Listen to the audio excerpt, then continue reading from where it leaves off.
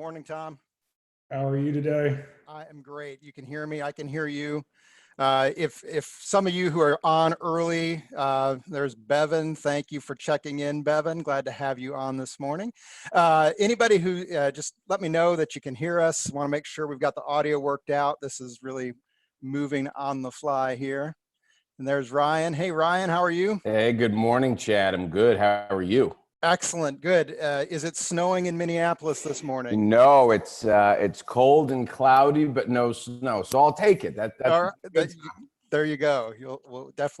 We will sign up for that. So we've got folks jumping on here. We'll leave this open for about 2 or 3 more minutes before we get started. Welcome to those of you who are on early. Excited. Oh, great. Antonio Garrido says we can hear you from Miami. Thank you, Antonio. Good to have the Garridos and all their folks joining us this morning from South Florida. We've got people from North Central Pennsylvania. Let us know. Hello from the UK. That's amazing. Thank you, UK. Fantastic to have folks from across the pond on this morning. We got more people from Minneapolis, Fort Myers, Florida in the house. Excellent. The land of Oz. Amazing. Santa Barbara, Ontario, California, Kansas. This is phenomenal. Thank you, everybody, as you're jumping on. We will get started in about 2 more minutes here. Got an absolutely impactful 90 minutes ahead, and I'm so excited that you were able to join us. And by the way, just as people are getting on, I've heard from a lot of people who are actually sort of streaming this out to their client base as well. And so who knows how many numbers we'll have viewing this, and heard from a lot of folks too on the West Coast who said, I love this idea. I'm signing up. I will catch the recording because it's awfully early if you're in California right now. So I get that. But thank you for those of you who are continuing to get in. Let us know. You can make a comment where you're calling in from, where you're watching us from. We'd love to hear from you. Zach Miller, I see you. Thank you, sir, for being on from right here in Norfolk, Virginia. Dallas, Texas, Tampa, Florida.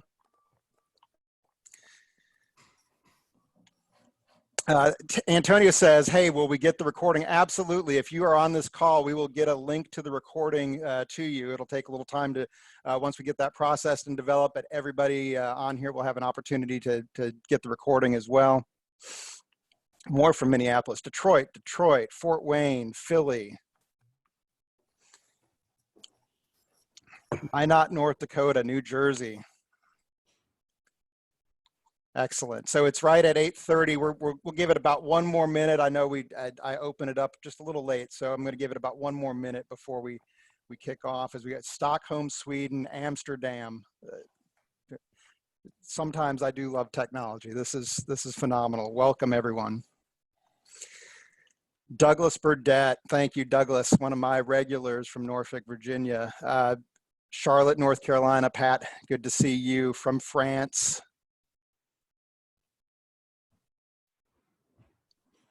Calm, Antonio says, calm is just as contagious as panic. I love that. Thank you, Antonio. Houston, Texas. Greenville, South Carolina. Toronto. All right, so welcome. I think we'll go ahead and kick this off, and I know we'll have people continuing to come on as the sun rises and people get logged in here. But thank you for everybody for joining. I'm joining you from, as you can see, an empty training room in Norfolk, Virginia. And I will tell you that 7 days ago, had you asked me, is there a chance you're canceling your normal, what we call our normal sort of sales mastery course that we hold every Tuesday right here? I'd say, no way. I'll be here, and hopefully others. And of course, as we all know, we've seen things in the matter of hours change dramatically day after day. And it finally dawned on me, I think Friday of last week, that, business as usual is not going to be business as usual, not in the exact same way. And so I made the decision sometime Friday into Saturday that, okay, we're gonna go virtual with our training. The business owners, the entrepreneurs, the salespeople that normally come together, we're gonna have to move this to a virtual platform, which is no big deal, right? We've done virtual before, but I still miss the idea of connection. And then as I unfortunately watched the news, which that was my first mistake. I had the news on Saturday, and I just saw things starting, in my opinion, to move towards a critical mass, not in a positive way. And I don't mean all the restrictions and things that absolutely we should be doing to knock this virus out, but I mean the fear, the hoarding, the panic, right? Things that don't ultimately serve us well, particularly when they get overblown. And I decided that we need to do more than just move to a virtual platform. So what I began to do about just to see how these things can be put together. About 5:45 East Coast time, Sunday evening, I said, you know what? I'm going to reach out to some of my friends, some of my heroes, some of my acquaintances in the training and the personal development in the business world, and let's see if we can put together a positive message for people. And I was determined I was going to do it by the time I would regularly meet with folks, which was Tuesday morning. So this is late Saturday. No idea how this was going to come, but I just started messaging folks. And the response I got, honestly, has blown me away. And so thank you. And we'll introduce you to everybody on here in just a moment. But thank you for those of you who were willing to participate in this. Thank you for all of those who got on. I am a big believer now more than ever. We need a message of calm, a message of positivity, a message of how do we get through this and not just live out of fear, but how do we get through this and come through it better on the other side? And so I'm going to introduce you to the panel because that's I know everybody's on here and they're like, who's this guy talking? Let's get to the people we signed up for. We're going to get to those. I do want to share one thing with you, and this I'll come back and sort of finish this thought at the end of our session today. But I thought of this quote from Napoleon Hill. So bear with me while I share my screen very briefly here. And want to just pull this up, and I hope everybody understands where I'm coming from with this. And so what it says is, you can see, hopefully everybody can see that, every adversity, every failure, and every heartache carries with it the seed of an equivalent or greater benefit. And that is really what sort of grasped me, I think, Saturday evening, as I decided that we needed to take what we had in front of us, plant some seeds, because I knew that we could have something much better come out of this. And so with that as an idea, that was the seed that sort of I decided to plant and start watering. And the very first person who responded, by the way, actually, before I do that, let me just say on this call, you're going to be hearing today, by the way, somebody just said happy St. Paddy's Day. Yes. And I know we've got a lot of folks even in Ireland joining us on this session right now. And so happy St. Paddy's Day to everyone. I spent years living in Savannah, Georgia. And for those of you who are aware, Savannah, surprisingly maybe because it's in the southeast, but a huge St. Patrick's Day town and celebration. And that was a big part of what we're doing. And of course, there, as many places, it's been canceled today. But I'm glad you're all able to join us here. And so today on this session, just to give you a heads up, you're going to be hearing from CEOs of companies. You're going to be hearing from New York Times best-selling authors. You're going to be hearing from Hall of Fame speakers. You're going to be hearing from professional athletes, top 10 triathlete in the pro circuit. It is just amazing the talent that's come together to share with you a message of positivity. And so with that said, I'm going to go ahead and introduce our first speaker. And this gentleman, Tom Ziglar. And I know probably everybody on this call is familiar with that name, or certainly many of you are familiar with the name Ziglar. Tom is the CEO of Ziglar Inc. He is a professional speaker. He is an author, including he's the author of a most recent book, which is, I've got it written down here, Choose to Win. Tom runs Ziglar.com. You can check it there. He is, absolutely. Thank you. Tom holds up the book on cue. Excellent. Ziglar.com is the website where you can see more about what he does.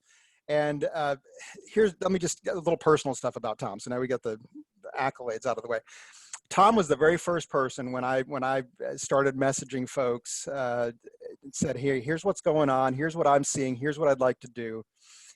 Tom, in unbelievably rapid fashion, said, Chad, I think you're onto something, and I'm in. I think people need hope.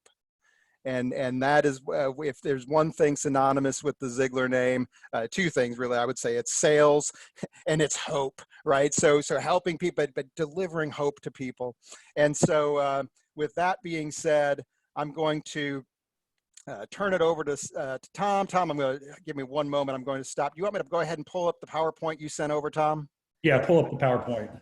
Okay, so let me do that. And Tom, go ahead and take it away and just let me know how you want me to drive this thing. Okay, so I'll probably do this whenever that means change the PowerPoint. Perfect. Okay. Go with it. Well, Chad, thank you so much. I tell you what, when I was a little guy, I said, Dad, what do you do? And he said, son, we sell hope.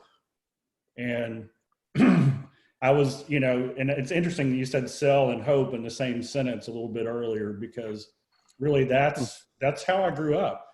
But you know what, right now I think is the time where we need to look at this situation and we need to be a light to others. We need to go out with hope and encouragement, and we need to bring the atmosphere. We need to change it.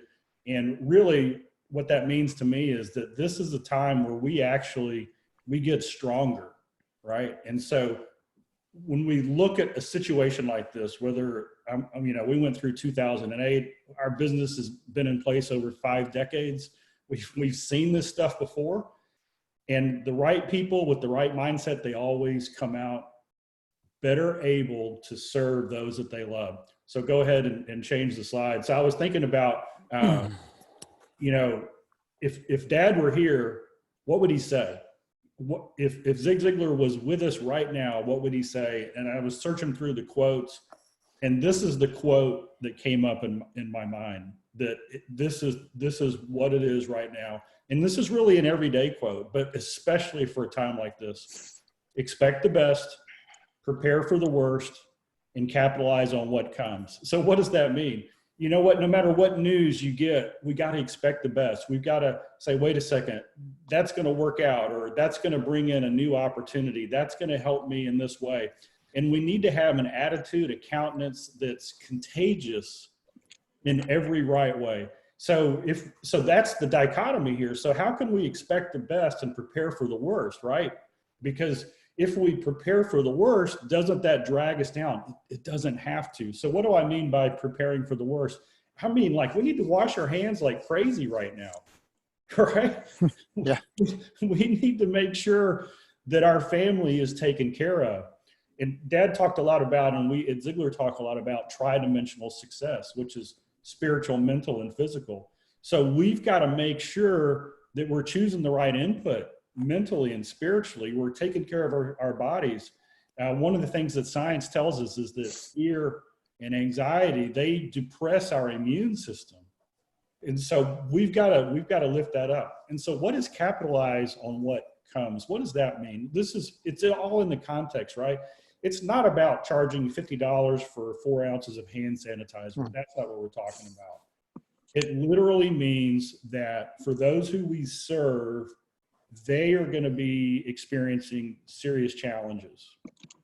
And if we're in the right position with the right mindset and we've prepared, then we can serve them. One of my mentors, his name is Rabbi Daniel Lapp, and he says this: when you solve a problem, you're often rewarded with certificates of appreciation. We call that money, right? Now, this is what he said. This is cool. He said, God is never happier with his children than when they're solving the problems of his other children. Wow. Guys, we gotta get really focused on how can we be perfectly positioned to solve the problems of God's children. So go ahead and show the next slide. So about 3 months ago, I've been legacy focused for like 10 years. Okay. This is my main theme in everything that I do. And I wrote this quote out: legacy is intentionally preparing those you love to grow through life's most difficult challenges. Mark Batterson said this. He said, an inheritance is what you leave to someone. A legacy is what you leave in someone. I look at the situation we're in now as we're in a legacy moment with our kids, with our family members, with the people we work with on our team, with our customers who we serve. Are we preparing them to grow through the challenge that's going on? Because guess what? No matter what the situation in the world, there's challenges that are going to come. So if we want to have an impact that ripples what I call through eternity, then this mindset of, wait a second, how can I position this? How can I be positioned to really impact somebody's process and decision making? So let's talk about this. The idea is, I got this reading a book called Anti-Fragile. There's this concept, and it says that fragile means weak or easily broken. And that's the way our system is built. I mean, the economy, the government, the school system, it's all about victimhood and taking care of problems, but we don't want that, right? We want to be the opposite. We want to be anti-fragile. So on the anti-fragile, what does that mean? It means stronger, okay? So let me just draw the curve for you. Fragile means that we're weak and easily broken. Strong or robust or resilient means that we can withstand the pressure. Anti-fragility or stronger means the pressure makes us better equipped and stronger to handle what's going on. So we're literally living in a situation, we're being tempered in the fire, that it's going to allow us to be better than we were ever before. And so when we enter into a situation like this with the mindset that, wait a second, these things that are coming against me are actually making me stronger, then we go. So if you want the book to go into more detail on that, just show that slide. It's Anti-Fragile. I just wanted to give this guy credit. Nassim Taleb, he's fantastic. And I'm a nerd, but next slide. What does that really mean? How does it work in practice? Well, it's all around us. God created us this way. If we want to build our muscles, we got to tear them down. In other words, we put them under tension and pressure and stress, and the muscles will come up. What about our bones? If we want stronger bones, we got to put weight on them, tension and pressure, and that builds our bones. And so the character that we have, the way we go out into the world, it really gets built under pressure. So I was thinking about this, and I was saying, okay, so we got this legacy, and then this mindset of legacy, this mindset of stronger, this idea of anti-fragility. And I was thinking about Dad, and I was thinking about my own. We have these verses. So show the next slide. So we're a faith-based organization. Everything that we do is around a deeper meaning, right? A purpose. So Dad's life verse was this, and we know that God causes all things to work together for good to those who love God, to those who are called according to purpose. So my belief is that this is all working for good, right? This trial that we're going through, it's working for good. And then I looked at my own life verse, and this is crazy. I picked this verse 43 years ago when I was 12 years old. And I had never been under a trial in my life. I mean, why I picked this verse, I have no idea, okay? So to me, a trial was picking what dessert to have at Luby's. That's a cafeteria in the South, by the way. Consider it all joy, my brethren, when you encounter various trials, knowing that the testing of your faith produces endurance. In other words, when we come under a trial, we need to rejoice. We need to almost say, man, this is fantastic. I am being prepared for something bigger. So next slide there. Faith under pressure. This is another way to look at it. I'm not going to read it. You can read it there. But man, tests and challenges come at you from all sides. How many of you feel like that right now? Like it doesn't matter what's happened. We look at the stock market, and maybe some of you had a friend who's gotten the virus, and the office is empty, and customers are, they're disappeared because they're taking care of their, it feels like we're getting hit at all sides. But the reality is this is honing us in, I believe, for the purpose that we were put here on earth. And that is to serve and solve the problems of God's children. Next slide. I've told you these things so that you may have peace. In this world you will have trouble, but take heart. I have overcome the world. How awesome is that? We're guaranteed trouble. Like, this is not a surprise, right? And so the question is Dad always used to say, are you going to react, which is negative, or are you going to respond, which is positive? And so I want to pose to you today that we're going to respond. We're going to dig deep. We're going to choose the right input, right? We're going to expect the best. Go ahead and go to the next slide, because we are stronger. Everything that comes against us, every trial that we come across is just honing us in. Now, there's a lot of reasons scientifically, physiologically, whether you have faith or not, to take this approach. Your immune system will be boosted. You know, Dad said this, a positive attitude won't let you do anything, but it will let you do everything better than a negative attitude. So to me, this is the one approach. Be stronger, understand that what we're going through is perfecting you for your purpose. Wow. Tom, thank you so much. That is some encouraging and really amazing insight. I appreciate that. And I want to give, we just got a couple of minutes with Tom. If anybody has a question, I've got the panel pulled up. If you'd like to ask Tom Ziglar specifically a question about what he's been talking about or some of those things, feel free to do that. We'll get that to him. In the meantime, Tom, if you don't mind, if I can ask just one or two. And you answered, I think, one of them, because one of them I'd like to ask everybody is sort of, what is your North Star? How do you stay grounded in times like this? I think I understand, but you want to expand on that just a bit more? How do you maintain that positive and that responsive outlook? Yeah, so I've got a mission statement, and I encourage everybody here, if you don't have a personal mission statement, you should really dig into that. My mission is to create the atmosphere that allows you to become the person that God created you to become. So I've set this really high standard. And so my spiritual mission statement is two things: to have a vibrant relationship with God, and to be a conduit for his glory. In other words, I need to speak his truth in love. And so that's how I go out in the world. And so we've got a choice. Who are we going to listen to? Are we going to listen to the media, you know, social media, or are we going to listen to what God says about us? So that's where I come from. And you know what? I get to speak all over the world in all these politically correct stages. And what I've discovered is that if you just love people, if you just love people, I say this, in business, we need to lead with the deepest grace, and we need to set the highest standard. And when you combine those two things, the deepest grace and the highest standard, then people will welcome you. Well, Tom, I got my money's worth. Thank you so much. That is phenomenal. I have one more question for you.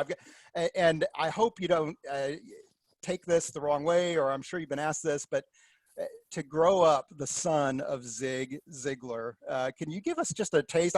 I know, I was looking in through your bio getting ready for this, and I noticed that your dad didn't just tell you, hey, you're going to be CEO. He started you a little bit lower in the organization. So just if you can give us a little flavor for what that was like, I think everybody would like to hear about that. Zig, and of course your mother, Jean, the redhead. We all, I feel like we all know them. So can you give us a flavor of what it's like to be Zig Ziglar's son? Yeah, well, I tell you what, unbelievable. As good as Dad was on stage, he was even better off stage. He supported me. He said, from my earliest memory, he said, son, I don't care what you do, as long as you do it with 100% effort and 100% integrity. And so that was the standard. And he led with love. He never worried.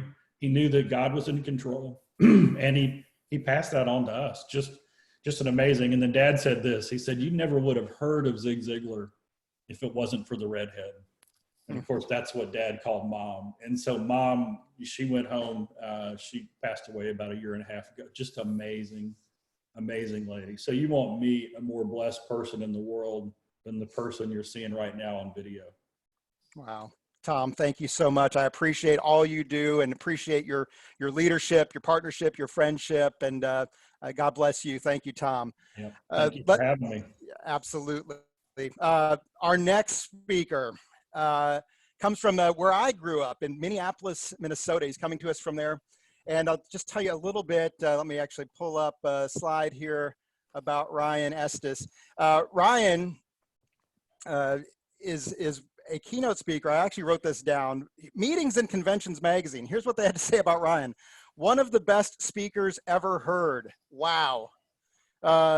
Meetings and Convention magazine, by the way, named me one of the best consumers of free meeting and convention food ever. So that was the only award that I managed to get from them, I think. And there are several on the Dave Mattson coming up in a minute. We'll probably be able to verify that. But that is quite an accolade.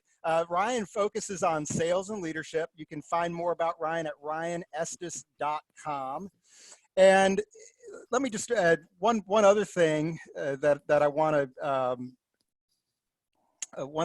want to say about Ryan. Ryan is another person who I probably know the least. I actually ran across Ryan in watching a video that came through that he talked about an interaction he had with a barista in Starbucks, and it impacted me so greatly that I've shared that with many groups, and people send that link out. So thank you for that. Wow. But Ryan, your background, 15 years as an ad agency executive, and that sort of led you into this idea of, obviously you're doing a lot with branding and marketing and those kind of things, connecting people.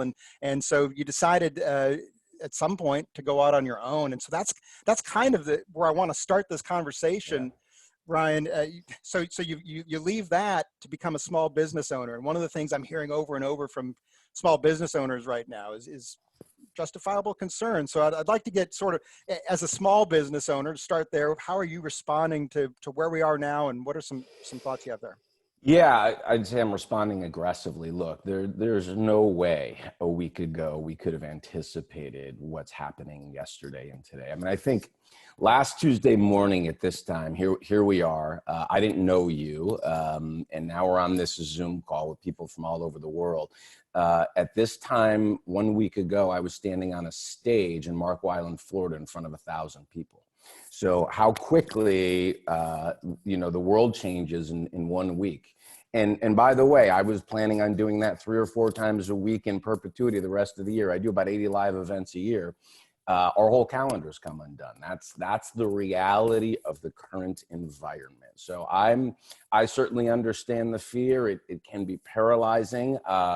And you mentioned in the start of my business, I think it's worth mentioning, I actually started this business. So I left that job, that secure job with a Fortune 500 company in January of 2009.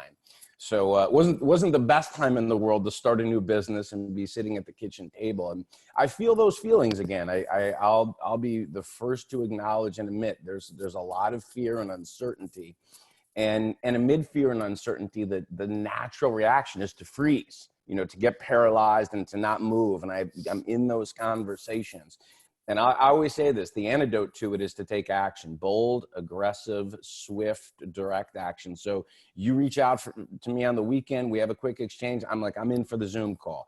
We had 3 or 4 calls yesterday with partners, assessing virtual capabilities, moving customers, into an online, event scenario, establishing new critical partners, holding our customers' hands, talking to them about what they're going to do for their employees and customers. So it's immersion. And I worked all day Sunday. We were at it from 6 a.m. till sundown yesterday. And as soon as I get off this, I'll be back at it.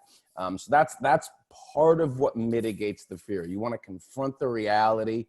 And I think Tom made a good point. You have to plan for the worst and have faith and hold out hope for the best. And so to me, as a small business owner, contingency and scenario planning is critical. And we have A, B, and C scenarios. I've already established them because this is unfolding real time. And so you just, I think as a leader, you have to communicate confidently and with some clarity that, we have some contingencies. We don't know which path this is going to go down. It's changing daily, but we're going to navigate through this. And I am confident we will get to the other side. So. Excellent. Thank you, Ryan. And here's my thought. Everybody again that I invited to speak with us today has a positive message of hope through tough things. And I know that for most people that comes out of an experience of some kind. And so I don't know if is there a experience in your past where you've had to deal with some adversity and some tough scenarios that maybe you can share sort of what that was, how you learned through that, maybe how that informed and developed your current mindset? Sure. I a few years ago, my business was humming along. 90 events, 2015, 16, two of the best years of my professional life. But my personal life was experiencing some challenges. I was just gone a lot, so it was tough at home, and it was tough on me physically. By the end of the year, I felt really worn out, and my left arm was a little sore. Long story short, I went in for an MRI. There was a tumor in my left bicep. They thought it was cancer. My dad had passed a few years prior to that from cancer. And so I started to go down that path of preparing myself to deal with that reality. It was the first time since I had started my business that we had to cancel events because I had to deal with some unknowns and doctor's appointments and making decisions around surgery. It turned out I caught a break. It wasn't cancer. The tumor was benign, but it really altered my perspective and approach to things. And you talk about contingency planning and preparing for the worst but hoping for the best. I was in that moment, and it certainly was a defining one that I think helped prepare me for today. I'll be the first to acknowledge, then I went immediately to the worst case scenario. I began preparing like I physically was sick with cancer, and I couldn't get my mind back on track. And I think going through that and kind of reminiscing about kind of how I fell apart and was instantly defeated by a lot of unknowns, you start to realize you have choices. And one of the choices we have is the meaning we assign to something. The reality is the future hasn't happened yet. We're here today. No one really knows what's going to be a month or 6 months or certainly 12 months from today. So you navigate today with precision and action planning. And then you start to create some perspective on what 6 months or 12 months could look like. And I think to Tom's point, it can make us stronger, and the future can look brighter. We will get through this. I'll acknowledge the pain and the hardship that's coming. It's coming, but there's going to be another side to this. And so you'll be conscious of the I am statements and the meaning that we attach to things, both short-term today and then projecting out into the future.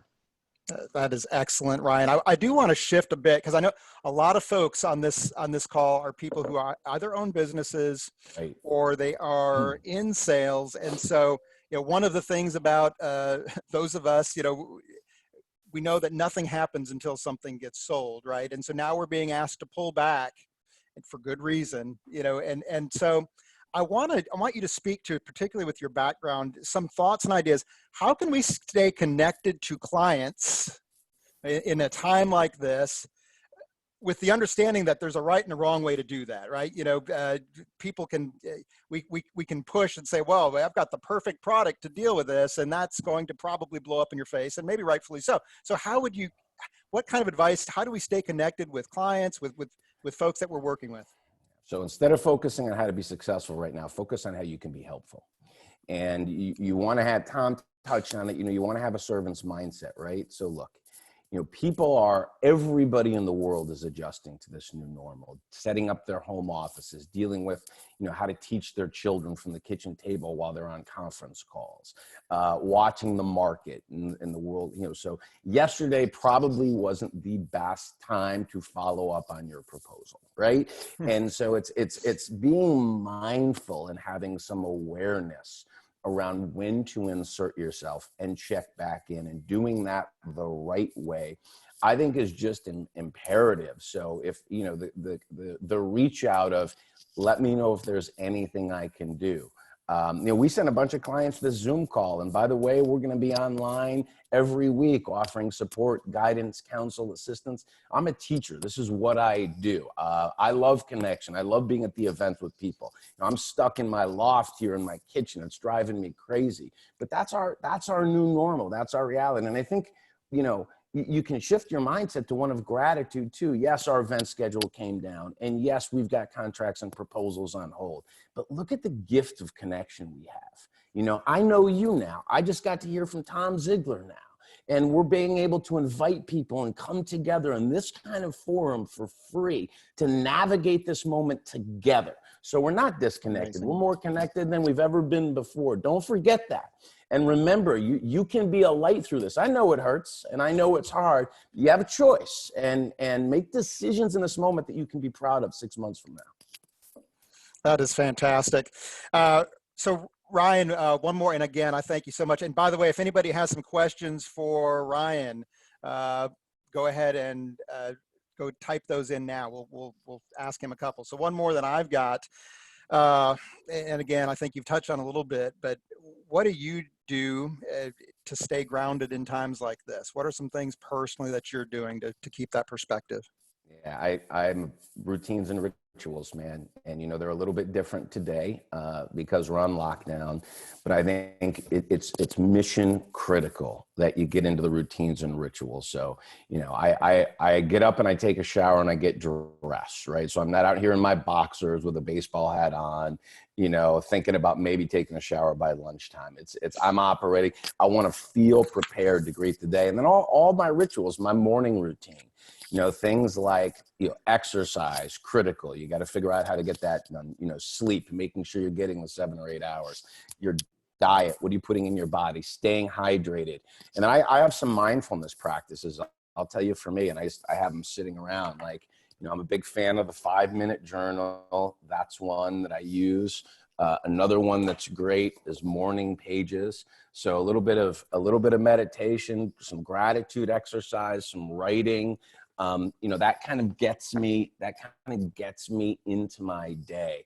And I just think maintaining some of that space and those routines and rituals, consistent practices to help you feel normal, grounded, and connected. The other thing and you use the word, Tom did too, but stay connected. I live alone. And so it's important for me to have experiences like this, or a few people that I can call, and my mom does too, and so I'm reaching out to her twice a day just to ensure that we support each other through this unusual set of circumstances. So those are some of my big recommendations. It's what I'm going to be doing over the next few weeks. It's what I've been doing before this happened, and I think just staying consistent with your best daily habits and routines is paramount. That'll help us navigate. You said something that Tom also alluded to, and it's a foundational sort of idea we have at Sandler, and it's the connection between the physical, the mental, the spiritual, all those things really go into whatever it is we're going to become, right? And so interesting to hear the first two folks talk about, look, the exercise piece, how we think, how we feel, those things all play together. Would you agree with that? And how do you keep those moving? Yeah, it's the mind body connection. Like part of navigating this is going to be hard. We're depending on each other now. This is unlike anything we've ever navigated. We're literally placing our trust and our faith in complete strangers in order to stay safe and healthy. And we all have a bit of responsibility to bring to bear on navigating this. You do your part, I trust you, I do my part. So part of it is you got to get out of your head and into your heart. And instead of having something to prove, look for opportunities to give. This is that moment. And it can be a defining moment. Tom touched on it too, and I believe this. Our darkest hours can be defining moments if we are awake to the opportunity and the learning inside them. And so, take care of yourself so you can take care of each other. And I think we're going to get to the other side of what's going to be. It's going to be, I'm not sugarcoating it. This is hard. This is going to be a difficult stretch, but there's going to be another side to this and another story to tell about it. And the cool thing is we get to write the story in it. So, that is awesome. Thank you so much, Ryan. I really appreciate your willingness to jump on, speak to the folks. How can people, if people want to connect and just, see some more of what you're doing, what's the best way to do that? Yeah. It's just my website pretty much has everything. It's ryanestis.com. We do a weekly newsletter. It comes out every Sunday or Monday with a few ideas for the week and a custom video. It's free, so I don't have anything to sell. So if anybody wants to jump on, get a little additional support through this time, that's where they can find me. Excellent. Thank you so much again, Ryan. We appreciate it. God bless you. And thank you, Chad. Look forward to seeing you again soon. Sounds good. All right. So let me introduce our next speaker, Dave Mattson. Dave, I appreciate him so much. Dave is the CEO of Sandler Training, runs all of the global enterprises. I'm just going to pull up if I can here. Sorry. My technical difficulties, whenever there's a technical problem, it's usually the person in the chair. So no different here. There he is. Okay. So Dave, CEO of Sandler Training, he's been the CEO since 2007. Dave is a best-selling author. He's written many books and some fantastic books on leadership, on sales. He is a speaker, a global thought leader, and really a visionary. Let me just, so now that's out of the way, let me speak from the heart for just a moment on Dave, and this will make Dave very uncomfortable because Dave is from the Northeast and really does not like emotion at all. So I had to do that, right, Dave? So Dave, and I'm sorry, let me stop here. What did I do wrong? Okay, good. Sorry about that, folks. So Dave is in the middle of, how many of you on this call have gotten the ubiquitous email from every company you've ever interacted with, right, about how concerned and what they're doing, and behind that there is so much thought and there's so many things that go into that. And so Dave Mattson's no different. He's got nearly 300 trainers who have their own employees throughout the globe, 30 plus countries, and not to mention tens of thousands of clients through all these Sandler training centers. And so he's in the midst of that. So I am so grateful, Dave, for you to give us 10 minutes.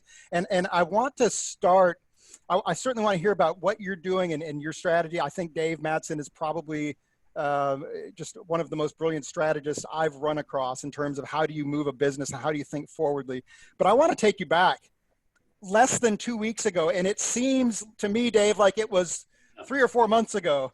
But less than 2 weeks ago, you are walking on stage at the Rosen Center for the annual Sandler Summit. Amazing event.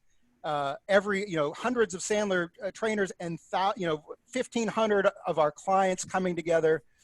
And certainly this was a thing at that time, but it was kind of like, okay, we're going to wash our hands and can't imagine, if it had been 2 weeks later, we wouldn't be having it, certainly not in the way we did. So just maybe some thoughts on how quickly this has shifted and how this has impacted you and Sandler Corporate. Well, I mean, to your point, for the last 5 years, we've had that particular event in the third week of March.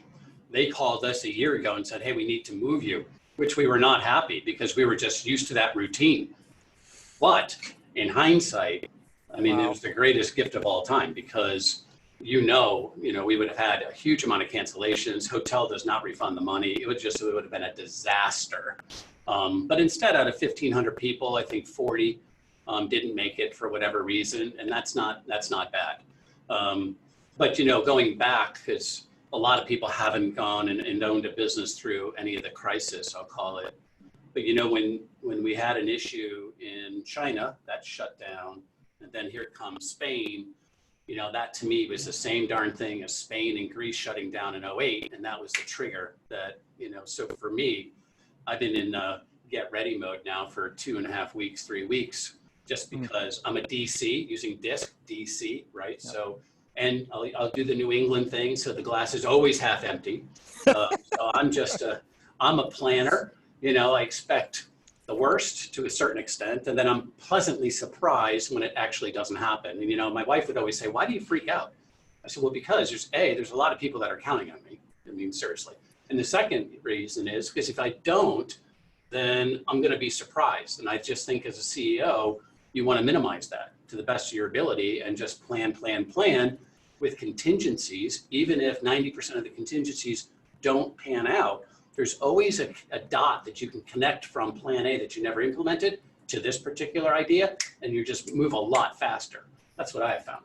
Oh, wow. And, one of the courses that you've rolled out, this Leadership for Organizational Excellence, is really about that planning and that strategy. And so much of, I know we have a lot of folks on who've been through that course recently, who have gotten a lot out of it. And that whole idea of thinking forward, right? Thinking about contingencies is throughout that. So if you could get specific, because I think people are going to be able to, this will be informative for a lot of folks who are running their own business right now on this. What are you doing specifically right now to help, for instance, the Sandler trainer, the people out in the field? What are some things that Sandler's putting in place, and how are you shifting and adapting to this? Yeah, well, we're doing three big things, and listen, I know this is geared towards our business, so I apologize from one CEO to another if you're like, well, okay, I'm not sure how this applies, but I'm just going to give you what we're doing and then the thoughts behind it.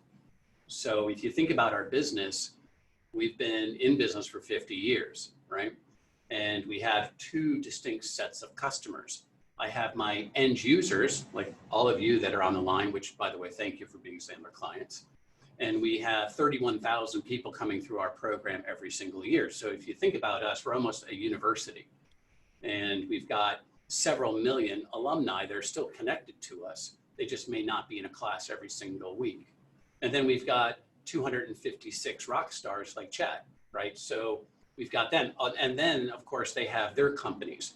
So we have two distinct groups that we're trying to really focus in on.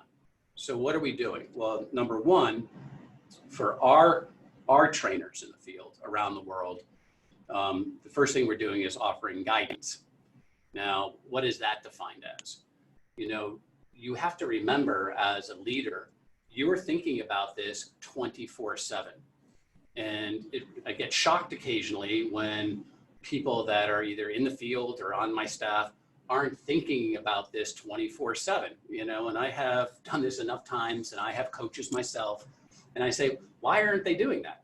They say, because Dave, you own the business. As an owner, as a CEO, you think about this all the time. They're thinking about their microcosm of, you know, what am I going to do with my department? How am I going to, you know, survive tomorrow? So I think overall, there's an awful lot of people in our network that have certainly gone through, as Tom said, the 2000s, 2008s, it's true, but have they gone through it as a business owner? And it's different. So we're offering guidance on just certain things to think about. For instance, go get your line of credits. So most of us have a line of credit. As a business owner, I have a line of credit. I've never touched it. It's always been for a rainy day. But I learned in 2008 that the rules for accessing your line of credit changed dramatically. And they don't even tell you that. So the minute, you know, maybe 2 weeks ago, we pulled our line of credit. So we would have a hoard of cash. So it's those things that if you haven't lived through those in the past, you don't realize that the rules for lines of credit change. And not that we need it, but again, there's a contingency plan, right? You don't want to go there and say, hey, listen, the rules have changed and now you're getting dragged for, 8 weeks to try to access that money. So it's little things like that that we're giving guidance to the field, as long as, in addition to best practices. So that's one. And I would say as an owner, as a CEO, if you have clients, you should be thinking about how to provide them guidance in certain areas. I mean, you are an expert in what you do, right? So you sell what you do and they buy it once in a while. So if there's guidance that you could be giving them in a lot of different areas, especially if you've gone through certain things like this many times and some of your clients have not, they really do appreciate that. So that's one big bucket. But Chad, I think the other big bucket for us is training support. So, and again, I'm going to focus in on our trainers first, and then I'm going to go to the outside world. Sure. We have 31,000 people coming through our classes, and we stream approximately 19,000. Well, that's an addition too, right? So if you think about how the business has changed over the last 5 years, there was probably no streaming 5 years ago, right? So that's kind of have changed anyways. But now with social distancing and everything that's going on out there, our business model is going to change in a week like this, boom.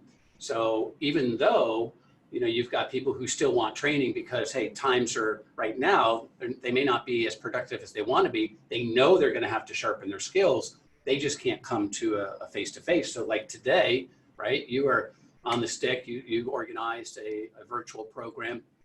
So how do you do that? Because out of 256 offices, some are very proficient in that and some are not proficient in that. So how do you use Zoom or any of the other technologies in an engaging way, right? Sure. So therefore, it's not a snoozer where people are multitasking or any of those things. So how do you do it as if you were live? That would be one. And then I think the other thing that we're talking about is, okay, if you don't, so if you use Zoom or virtual, how do we make you rock stars? And if you're not, how do we help you get into that bandwagon, right? Because there's a lot of people in our network that don't use virtual training. They don't have to, that's not their model, they never had to, so fine. How do we help them either become better or do it? Then there's another group, I don't do it at all. And that's probably 40% of our population. They don't do virtual training. It's just not their model, it's never been. So what are we going to do to help them support their customers? And I guess that's the number 2 thing that you should think about as an owner. How do you help your customers help their customers, right? Because again, the more you help them help the other customers, they're always going to come back and thank you for it. So how do I help our trainers that are not doing virtual training now? Well, we could help them get up to speed quickly, but I think that's a disservice. It's a disservice to the end user, because if you haven't done it, then we shouldn't be practicing on our clients today. I mean, that's just not a good idea. But second, I think that people as business owners, like we all have, that's one less thing that you want to learn how to do, is to go and do virtual training day one. So what we're doing is we have now pre-recorded 24 sales, 1 hour, 45-minute sales segments, all the way from foundations to sales mastery, right? So 101 to 201. Our trainers can just hit that button, blast it out. They can then go online and say, hey, let's talk about it like you're doing now. So if this was a mastery class, you could send out something on reversing, and then you could have some dialogue after the fact. So we've taken the heavy lifting for management and sales for our trainers in the field, and we've done that. And then they've gone right back to facilitation, which they're in application, which they're awesome at. So that's I think, from a training support in both ways. Then if I step back and we say, okay, well, now what are we doing for our end users? What are we doing for our customer base? And there's 2 things that we've done for that. And, and then we're in the midst of rollout, right? Because every single day you think you've gotten it under control, and then the rules change. Sure. And to nobody's fault, but new information's coming, and they're kind of stepping stone, the changes about what's going on. So what are we doing there to the business community? Well, a couple different things. One is that we've produced 6 different virtual programs that will help the customers, either the general public, because here's our mission. Our mission is to support the customer-facing people in your organization that generate revenue. That's our mission. So if we step back, we say we're in a position now where we've got to help the business community become the best that they can be, regardless if they're a client or not. If we're going to live up to our mission, the mission is to help those in the field. So, and I think from a branding perspective, it's our responsibility to do so. So now we've created these programs, either for CEOs, for sales leaders, or for salespeople, that say, here's what you should be doing during this period of time. Because depending on what hat you have on, you're going to be looking at things differently. And so therefore, they are now in the can, ready to go. Now, whether we deliver them from the mothership, or whether Chad delivers them to his local community and or to his client base, it doesn't much matter.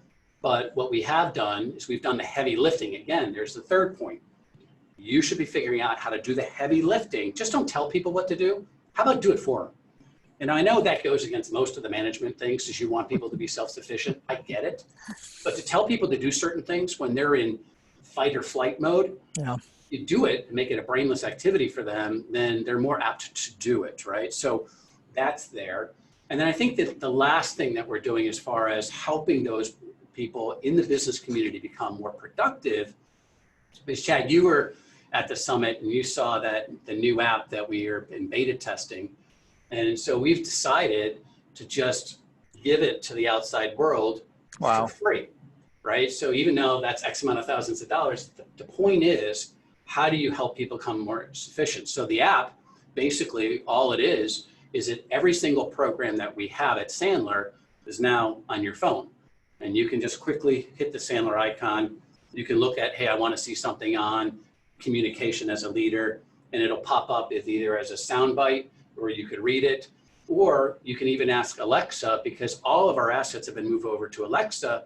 So you don't have to go into the computer. You don't have to do anything. You can just say, Alexa, I'd like to hear something on communicating as a CEO. And it just pops up. And so, even though that was going to be, a commercial opportunity for us, we just said, look, it's not the time. So we're just going to now give it to the outside world, and they can have it as long as this is going on. Because again, the more I think you can help the business community become better at what they do, then everybody is, everyone benefits from that, right? Because what you don't want to have happen is, to do the best of our ability, we're trying to protect the issues with the virus not spilling over to an economic absolute breakdown, right? That's not what we need. So you got to be very careful. And most, as I said earlier on, most organizations haven't gone through that. So it's one of those things that we're really trying to do. And I think if I listened to the last two speakers, and of course, as you know, we're partners with Tom. Mm-hmm. A lot of what we're doing is attitude, behavior, technique.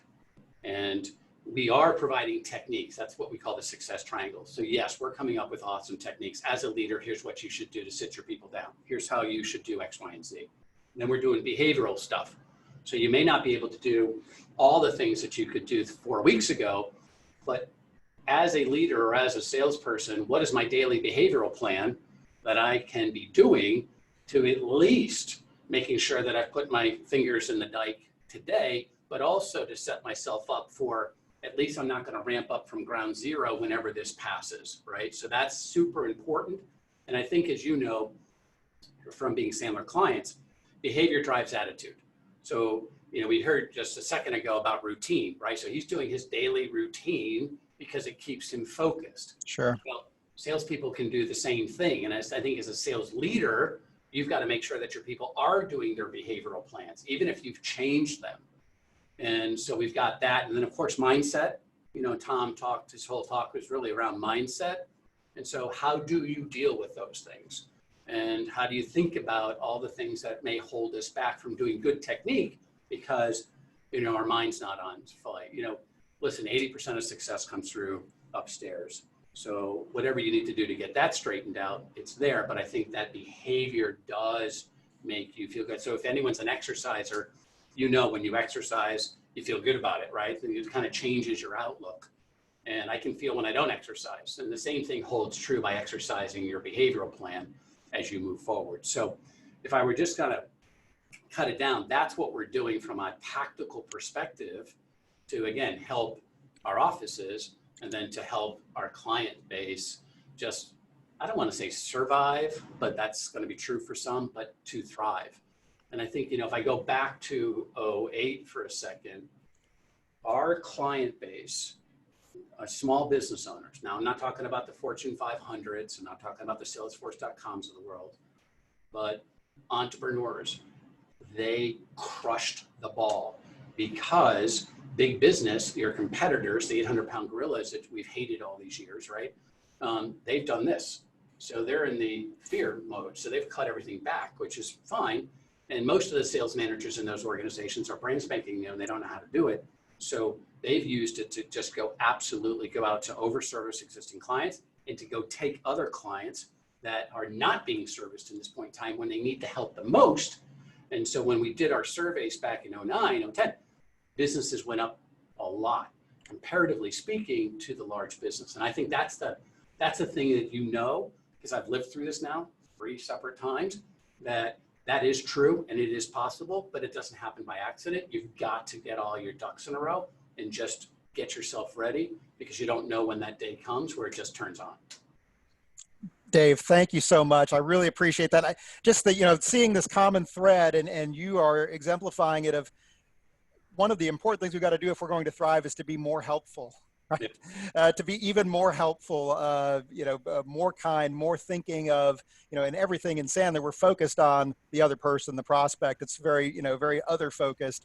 And we really have to ramp that up, it sounds like, in the days ahead. And I think, it's time of adversity, right? So you just got to make sure that you have that plan down. And I know you and I have always talked about adversity and all those things. It's one of those things where you can look back and say, did we do a good job or not? But I think the faster you can get up to speed on what you need to do as a leader right now, the better off you are. By the way, just think about our kids. Our kids listen to what we say and then they watch what we do. Yeah. And so you have to be congruent with your actions and message and body language and tone to the people who work for you and your customers. Otherwise, it's a complete disconnect, and they see it like that.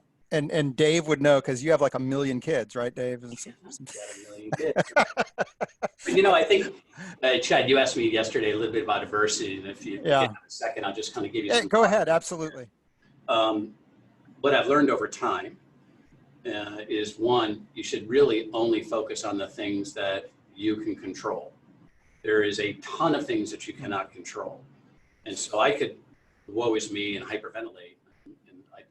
I always give myself 24 hours to be Eeyore, woe is me. But then I just get it out of my way, because otherwise it just eats a little at a time. And I know it's going to happen to me. So I just say, you know, today's the woe is me day. And then I'm done with that. And I go right into DC mode again. And, but I think you need to focus on the things that you can control, and don't worry about the things that you cannot control.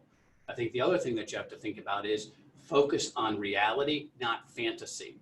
Because today we're in the telephone game. Oh, did you hear? And then, you know, people conjure up stuff because there's not enough information out there. And you have to make sure that you're dealing with fact and things that you can deal with. Fantasy and things that you cannot deal with, you should spend no time as a leader, as an owner, dealing with that. That is a complete time suck that will take you down the wrong road. I think the other thing I would be doing is over communicating. I think you need to over communicate to your customers, and you need to over communicate to your employees. Look, no one's naive, right? They understand there's going to be a business ripple effect here. So they're walking around on eggshells. I think you need to over communicate. Here's where we are. Here's our plan. Here's what we plan on doing.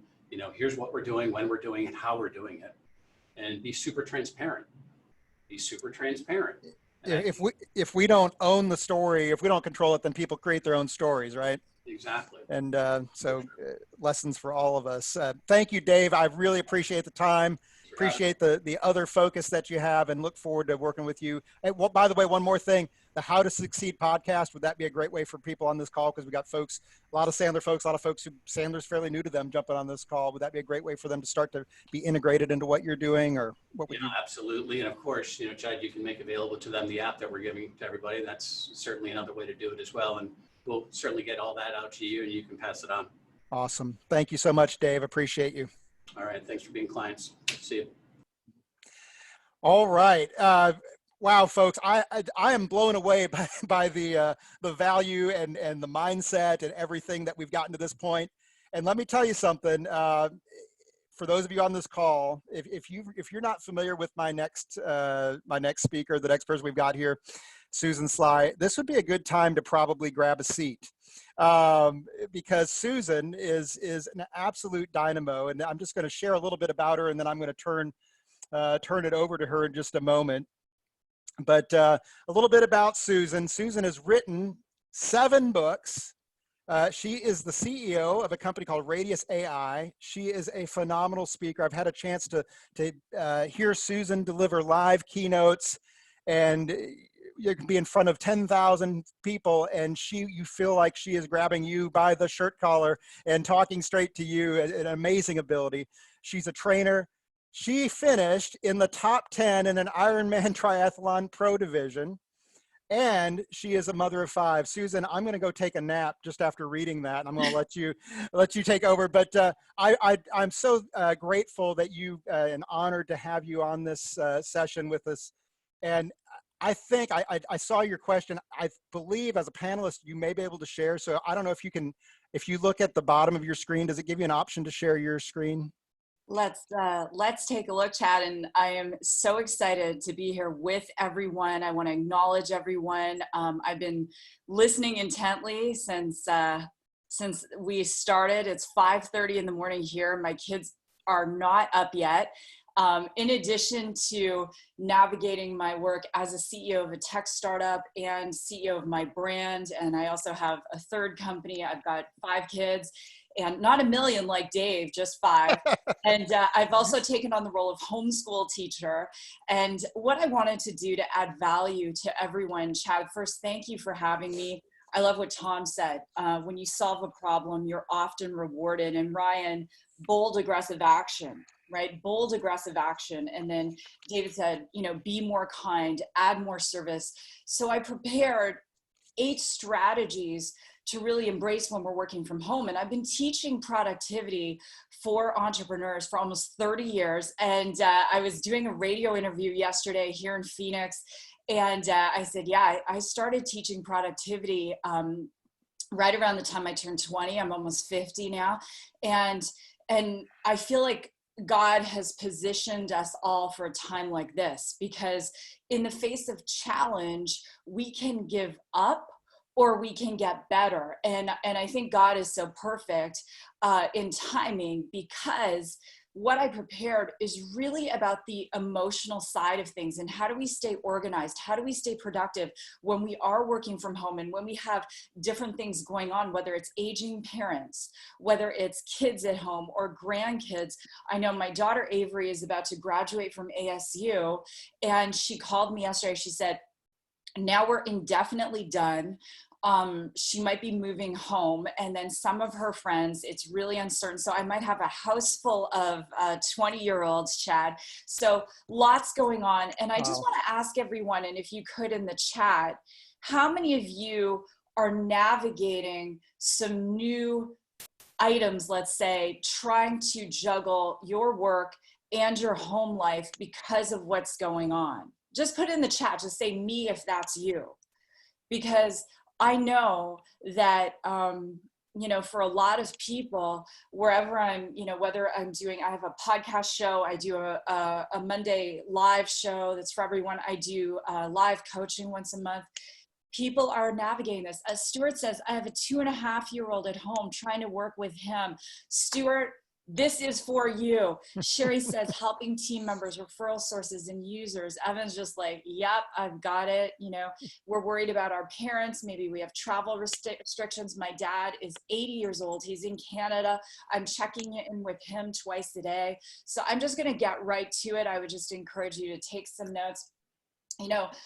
The average person makes 36,000 decisions a day. 36,000. I was doing a leadership summit with some of the CEOs of Google and large companies, and there is something called decision fatigue, and it was studied quite intensely at University of Florida.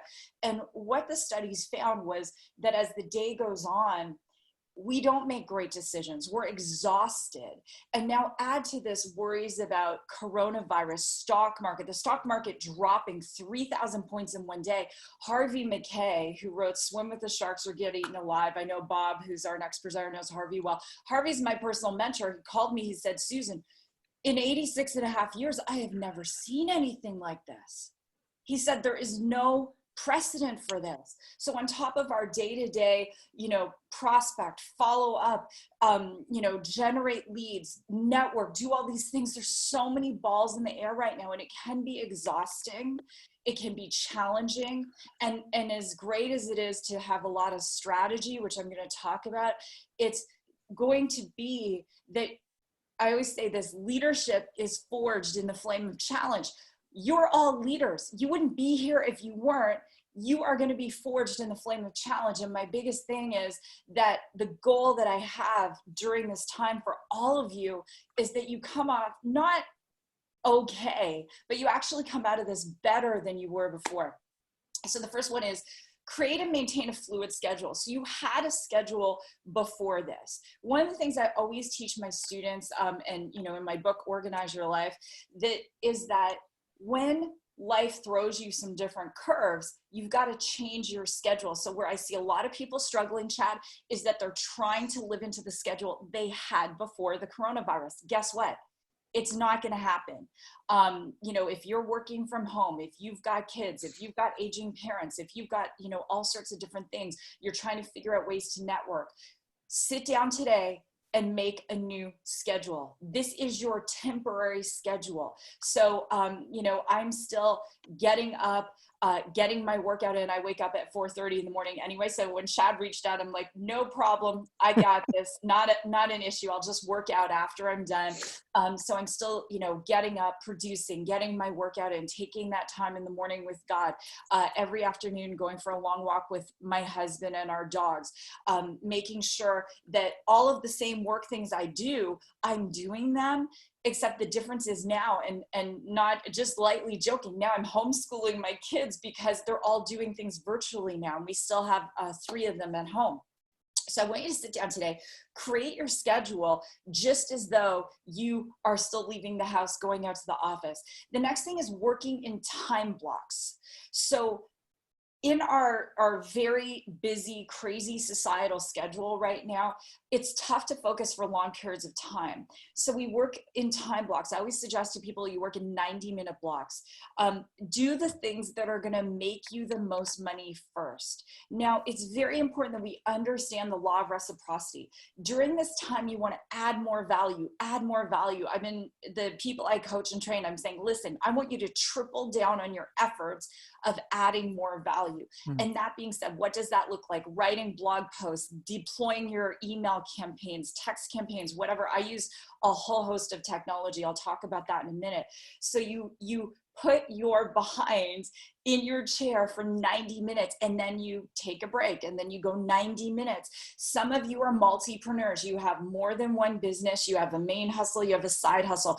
Don't try and multitask. We can multitask and that is lovely, but it's not effective, right? So working in those blocks. Next thing, make sure you do schedule things that bring you joy. So in my very past life, Chad, I was a holistic nutritionist. I'm originally from Canada.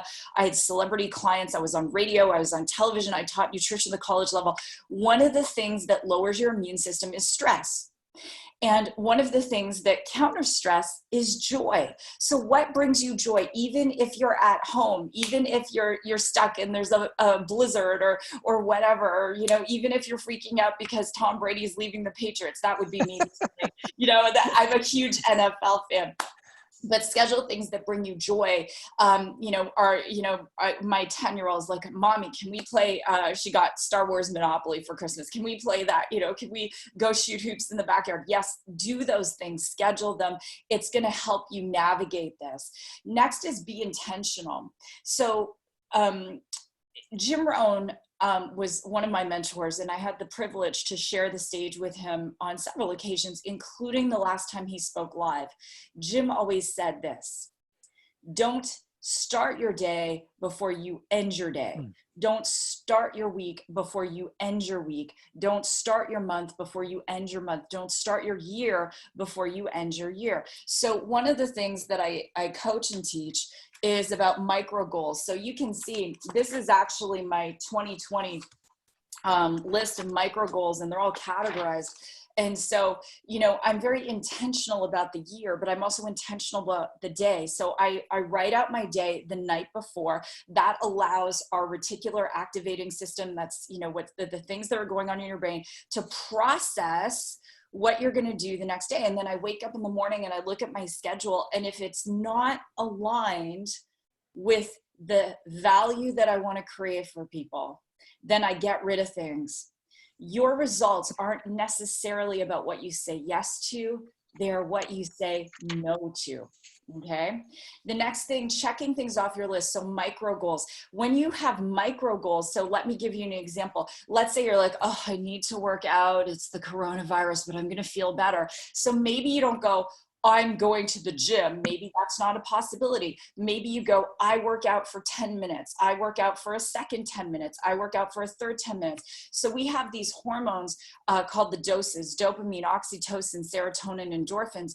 Dopamine, when we check off dopamine, it elevates our confidence. So dopamine hits come from checking things off our list. Set micro goals. So let's say you want to connect with 10 prospects. I easily connect with 1. I easily connect with 2. Check them off your list, especially if you've got kids at home, if you've got a whole bunch of life happening, which many of you do, many of us do. Then having these micro goals is going to help you feel confident. You're going to feel better just in terms of your life, your mindset, everything. Next is embrace productivity tools. So we've spoken about Zoom.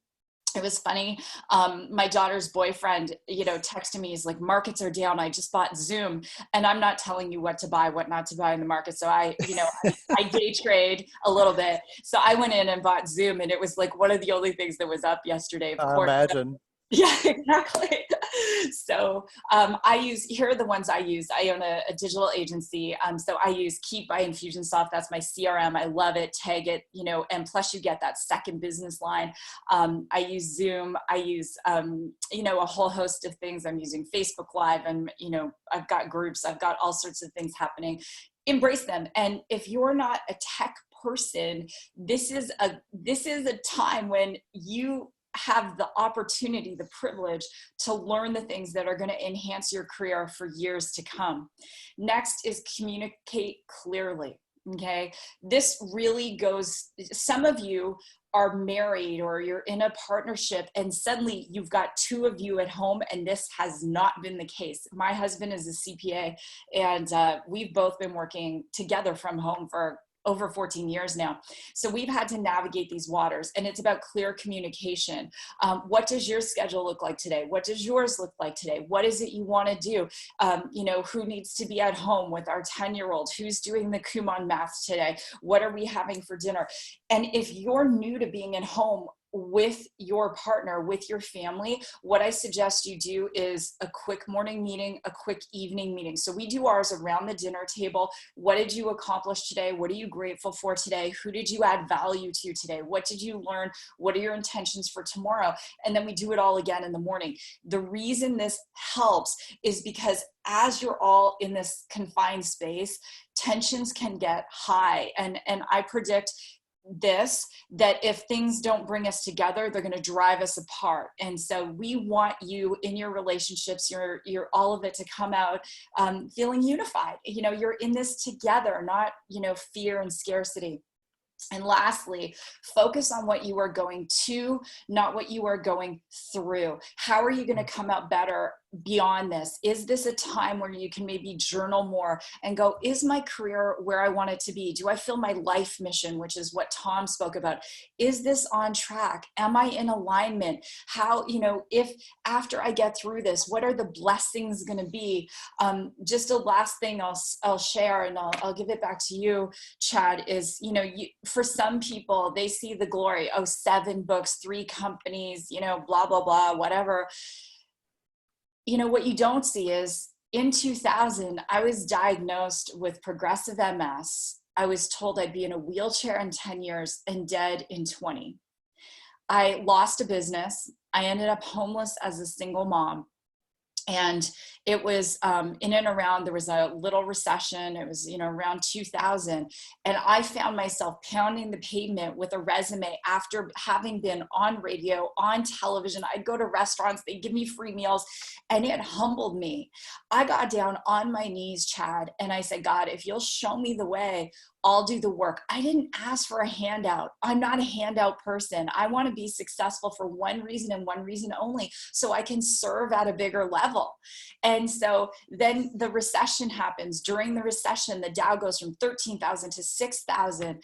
I'm almost 10 years into my diagnosis. I'm navigating those waters. And on top of it, we had SARS. So there was quarantine happening. It was, some of us, we've lived this, just maybe not intensely. If you're the right age, you've gone through it before. And I always ask my questions in the morning. How can I serve more? How can I add more value? How can I become a better person because of this? And, we came through that and helped a lot of folks. And the things I learned there prepared me to serve at a higher level here, because this isn't the last time this is going to happen. It's going to happen again, right? So, hopefully I went super fast. I hope to, hopefully I added some value to all of you. I'd love to see in the chat some of the things that you're going to take as an action item. And Chad, with that, thanks again for having me. I'll pass it back to you. Susan, my goodness, thank you. All of you have been fantastic.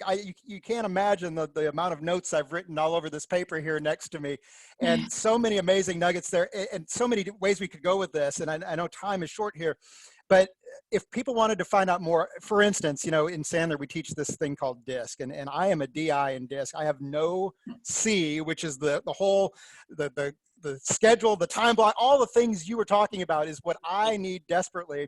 So if people wanted to find out more about how you help them with those kind of things, or what would be the best way for them to check you out?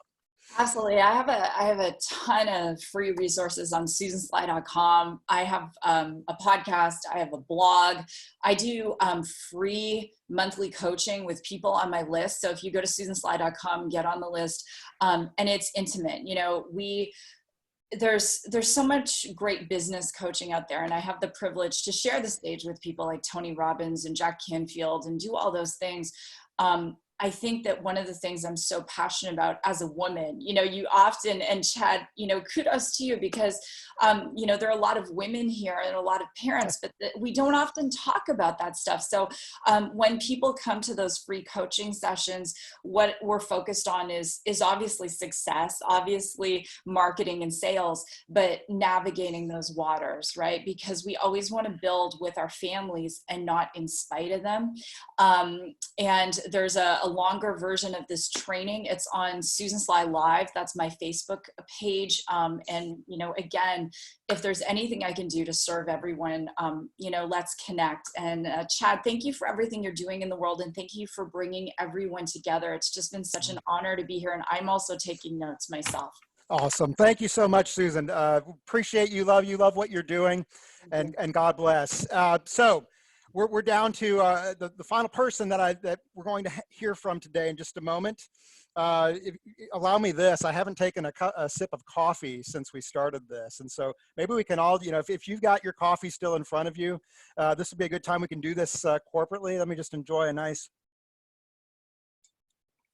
boy, I feel better. I'm ready to go. Susan wore me out, but she is amazing. And again, just so grateful for everybody that joined. Let me go ahead and share my screen one more time as I introduce our final speaker, and get him pulled up. Thank you, everybody. By the way, several of you have asked, and I know I haven't answered. I apologize. I've just been trying to navigate 1,000 things here to keep this moving. So I apologize for not responding to all the questions.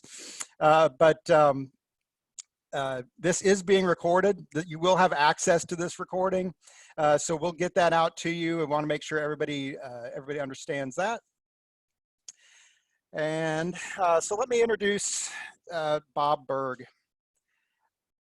You know, I mentioned I started reaching out to friends, to acquaintances, to heroes, and that certainly all three of those this gentleman personifies, and I get a little emotional because I love this guy. I love his heart. I love his message. And so he was one of the first people who I knew people needed to hear from. He is a New York Times bestselling author. He's been named one of the top 30 most influential leaders. He is a member of the CPAE Speaker Hall of Fame. And I know Bob well enough to know that he probably would have been just fine with me not mentioning any of those things. Again, and somebody, if you want to talk about somebody who, let's see, Susan, can you stop your share possibly? I don't know if let me see if I can do it. I did stop my share. You did? Okay. All right, good. There you are. Okay. I'm not sure what I'm doing. I'm doing something wrong. No problem. Let's see. All right. This is just, you know, we're doing this on the fly here, and this is, all right, awesome. I don't know, we'll figure it out. Thank you, Susan. Bob is just an unbelievable guy, and he lives his philosophy like nobody else I know. And so, Bob, a big welcome and thank you to you for joining us. Oh, Chad, it's my honor. Thank you, first of all, for including me within this group. But, yeah, I've been listening, and pretty much since the beginning. A couple times I had to jump off and then come back on. First, there's nothing I can even add that these people haven't already said. I mean, my goodness gracious, this has been just, I've personally been fed just nuggets of gold this morning. So I thank all the panelists who've come on beforehand for all their wisdom, and really thank you for putting this together, because right from the beginning, you know, there are always people in something like this that are looking for what they can grab before anybody else does. And there are the others who are looking, what kind of value can I bring to everyone else? And that second one is you. And it also happens to be all the other people on the panel and the people who are watching and listening. So just hello to everyone. And again, thank you for including me. Yeah, Bob. And for those of you who don't know, Bob, along with John David Mann, wrote a book called The Go-Giver. There's a cup of coffee. Perfect timing on that. Almost as if that was planned, and it wasn't. But he wrote a book called The Go-Giver, and you've since written several offshoots of that since then, Go-Giver Leadership, Go-Giver for Sales. And it is an amazing and beautiful story, and it's written sort of in parable form, but you lay out your philosophies on really how to live, but I would also say capitalism. And I love your ideas on, because we're all, the folks on here, we're in sales, we're business owners, we're capitalists. And I love your sweet philosophy and view of what is real capitalism. Can you share, let me back off of that. You sort of touched on it, but as you saw this stuff start to unfold, right? And you see people who are hoarding and people who are price gouging and doing these, what were some of your initial thoughts on that? And maybe we can tie it back in then to, how do you view true capitalism, and how do we really work through these kind of things? So, well, I think in a sense we begin with a definition of capitalism, and we look at what it is and what it isn't. Because free market capitalism, and this is you almost hate to put the modifier free market before, but nowadays we have to, because free market capitalism, really, what is capitalism? Capitalism is actually not about money. Capitalism is about freedom, okay? Capitalism is, and liberty or freedom is simply the right to live one's life and pursue happiness however they see fit, in whatever the manner they see fit, providing, of course, that they don't infringe upon the rights of anyone else to do the same. So it begins with liberty. The natural manifestation of liberty in terms of economics is free market capitalism. Okay? Capitalism, free market capitalism, is where people are allowed to buy, sell, and trade with one another however they see fit, with minimum government interference. Now, is there a legitimate function of government in a free society? Of course there is, absolutely. The legitimate functions, if you will, of government in terms of a free market is to protect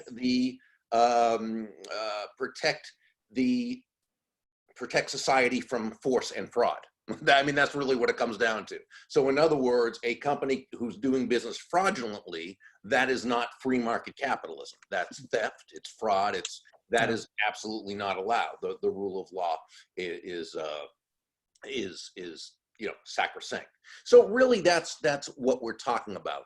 As far as what happens when there's an emergency like this, well, thank goodness for the free market capitalism we've had, because the capitalism that has been allowed to, and please excuse me for being a little jumping back and forth on this, because it's a little, there are so many premises that almost have to be talked about first for everyone to understand the idea. It can get a little confusing. But to the degree that free market capitalism has been allowed to thrive, okay, and let's say mostly in Western society, that's the degree that life has been made better for all, including the unfortunate, the less fortunate among us. Free market capitalism, as opposed to what's often called crony capitalism, but that is an incorrect term, okay? It's really cronyism. And what that is, and this is so very important to distinguish before we move on. Cronyism is where, whether big business, special interest groups, what have you, they lobby government, typically through K Street in Washington, through where the lobbyists are housed, and they purchase through their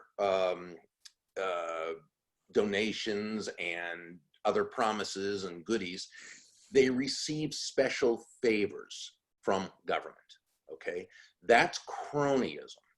And it irks me to no end when people call it crony capitalism, because to me, crony capitalism is to capitalism as Chinese checkers is to checkers. Nothing. Only the name, right? So when people say, well, what about, all the special favors that are given to these big businesses that keep out competition? That's very true. It does. But that's not capitalism. That's not free market capitalism. That's cronyism. It's a totally different animal. To the degree that free market capitalism has been allowed to exist in any country that has applied it, that's the degree to which people live longer. They live healthier. They have more that they're able to do. It's not even close, and which is really why it's so scary that socialism has become now so accepted. And because socialism has, wherever it's been tried, it has basically ruined people's lives. It's resulted, it typically moves into communism. And we've seen that everywhere, again, that it's been tried. And people end up in gulags and mass murdered and just horrible, horrible things. So, that's kind of where it begins. So thank goodness for the capitalism we've had, because it's allowed us to do things like this, okay? So that when we have this pandemic that we have, people are still able to communicate with one another, okay? We're able to read books, we're able to study and listen to things, we're able to still find ways to bring value to others. Is it difficult, more difficult to do so? Of course it is, absolutely. But it's because of the capitalism we've had and the market base that we operate out of that a cure for this is going to be found much quicker than if it was left up to government to do so, and so forth. So Excellent. I'm not surprised. I didn't even think we'd be talking about this. And I took you down that path, but let me ask you. Okay, and that's okay. Let me ask you this: what are some of the positives that you've seen and that we can take away from this, Bob? Well, the positives are kind of easy to see because we have witnessed people really coming to the aid of others in a way that people tend to do whenever there's a catastrophe or what have you. And how many stories do we see of people checking in on their elderly neighbor to make sure that they have enough food? How many stories have we seen of people who have when they were grabbing products at the store and they saw someone else needed something that they gave it to them. There's a lot that's been positive. The unfortunate part, Chad, with something like this is that there are always those people who not only panic, but that there's a payoff almost for causing panic. And I see that as something that we all have to kind of really persuade people to not go down that road. There was an article I read the other day, and this was by a person who politically, I don't necessarily always agree with this person, but I've always enjoyed and respected their thought processes. I try to, read all sides, and of issues so that I can understand things from the other people's sides and be able to. But what this person said or what this person wrote is that, we've been told, and I'm paraphrasing here, we've been told not to panic. Maybe we should panic so we can get things done. And I just absolutely cringed because panic is never the answer. Panic is never the answer, because what is panic? Panic is an attachment. It's an emotional attachment to a thing, to an event, to an outcome. And attachment is never the way out of anything.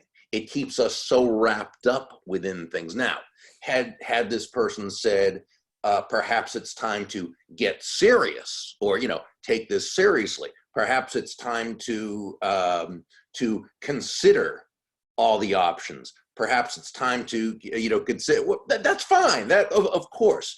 But to say panic as though that is going to help, I think has just the opposite. It is never the time to panic, which doesn't mean, and, and I heard Ryan, when he said, hey, I'm not sugarcoating this, right? And I thought that was a wonderful thing.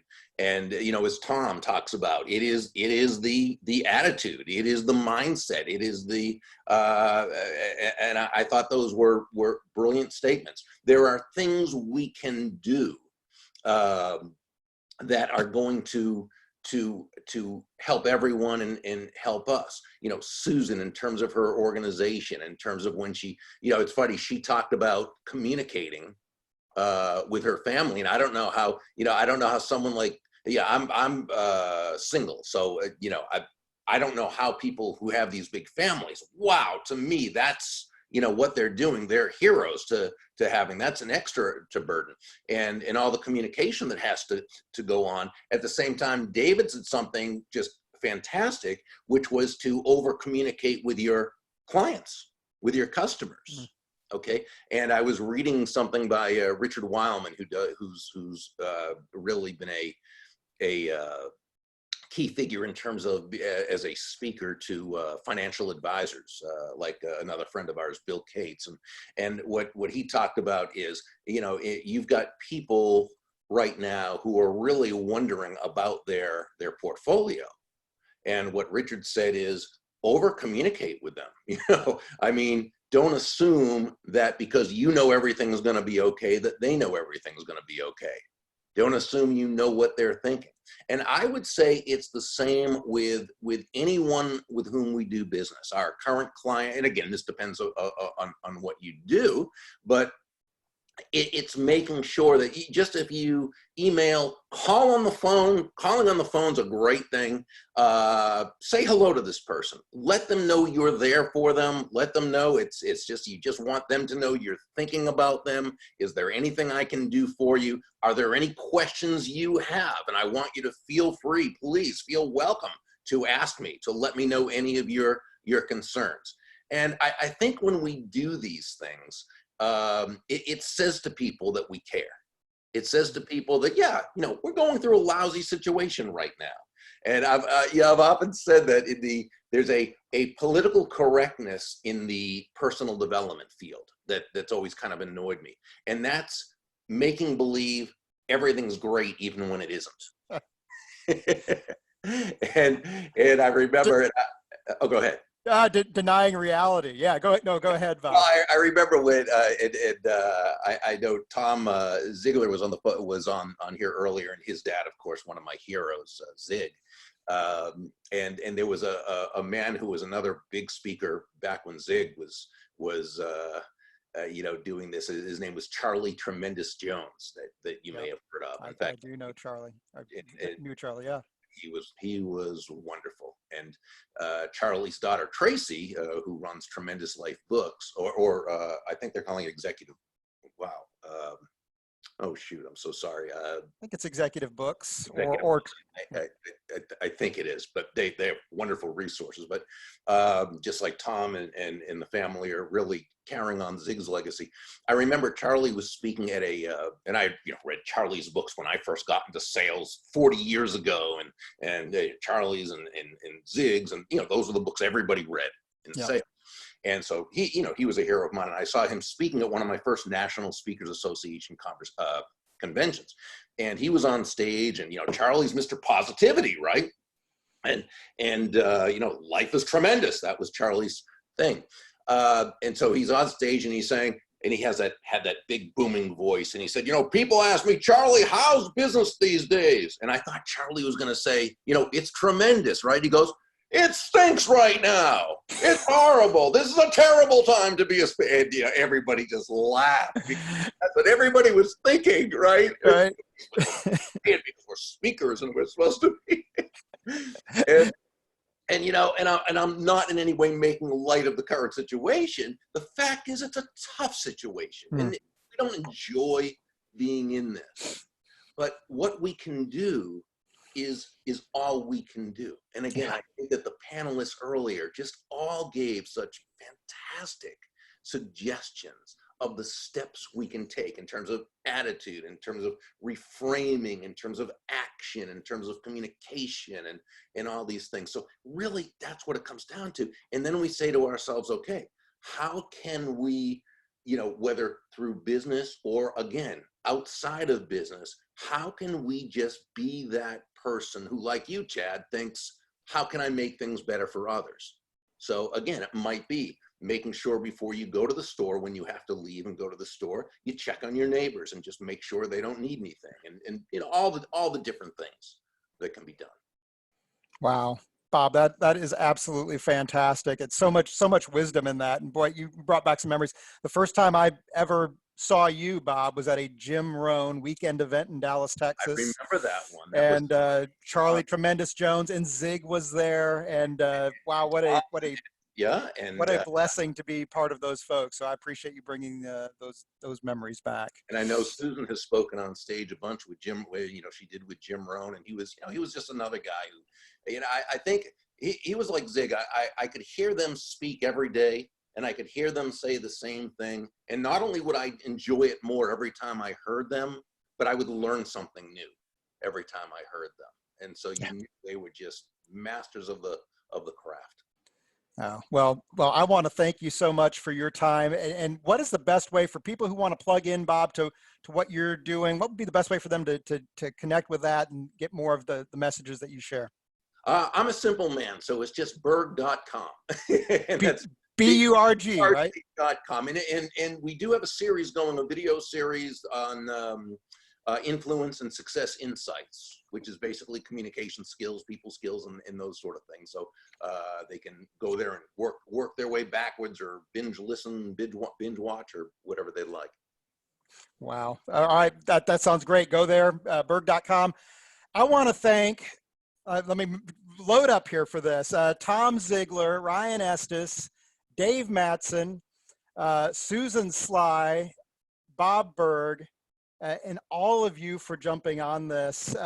It's amazing. I'm gonna close just very briefly here. So I hope if you can stick for a moment, I'd appreciate it. I started off talking about, with the Napoleon Hill quote about the seed of benefit. And so in any circumstance, and I hope you got some seeds today, everybody who's joined us from all over the country, from all over the globe, in the comments, in the chat box, if you wouldn't mind, here's what I'm gonna ask you to do. Take 30 seconds. Jot down or write down, at least in the chat box, 1 or 2 action items. What are 1 or 2 things you pulled from the last 90 plus minutes that you're going to do to change the game for you, to change the way you approach things, to change the way you see this scenario, to change the way you impact others? What are 1 or 2 things? So, and I really appreciate everybody filling in the comments right now. We will make this available. We'll make sure this goes out. The other thing I want to say, if you're interested in this sort of a thing, we're going to be right here doing this for at least the next 2 to 3 weeks. And I've got some other folks I've reached out to. We're going to have some focused on leadership. We're going to have some focused on sales. I would love for everybody on here if you found value out of this. What we may do, honestly, is bump the time back a bit, because we've got a lot of folks on the West Coast who want to participate. And God bless you, Susan. Not everybody is up at 4 a.m. like Susan, but really appreciate that. But if you're interested in it, here's what you can do. Number 1, you can shoot me an email at chad.stenzel@sandler.com. That's chad.stenzel, STENZEL @sandler.com. I'll say it one more time, chad.stenzel@sandler.com. If you're interested in hearing more of this message, sharing these things, would love to have you be part of this. I'd really love to see what comes out of this. If nothing more, is a movement where we start to impact those around us. And so just my couple of my takeaways from all of the speakers and from this morning. One is, we need to be more giving. If we're going to thrive in uncertain times, what are you giving to others? Jim Rohn used to say, service to many leads to, talk about service to many leads to greatness. And Zig, one of his most famous quotes, right? If you help enough people get what they want, you can have everything you want. But the first thing that has to happen is we've got to be able to give to others. And so we need to be more giving. We need to be more kind. And if we will go out and just make this our resolution that I will make someone's day better than I found it, I think we can have a tremendous impact. So thank you again, everybody. I appreciate it. We will be following up. We'll share all this information with everybody. God bless all of you. God bless the speakers. Have a great day. Thank you so much.